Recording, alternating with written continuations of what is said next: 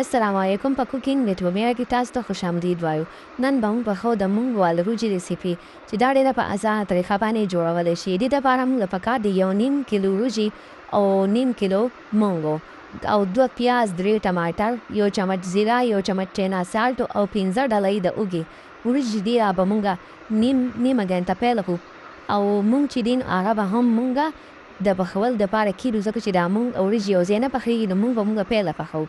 بیا دا په اور باندې مونږ کیدو چې مونږ پاخه شي، چې لږ یو ذره شاندې که چپات یې نور پاخوي نو بیا به مونږ په پتیله کې 3 چمچې غوړي واچو او دا پیاز به پکې ور واچو چې دا پیاز داسې په براون کلر کې شي، چې ونه سوځي. چې په براون کلر کې شي نو دا ټماټر به پکې ور واچو او دا اوږه پکې به ور واچو او مالګه پکې مونږ حسب ضرورت ور واچو، څومره چې تاسو استعمالوئ.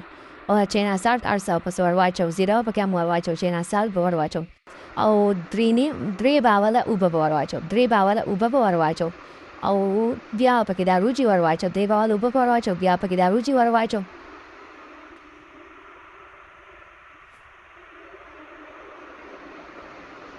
او بیا پکې دا مونګ ور واچو.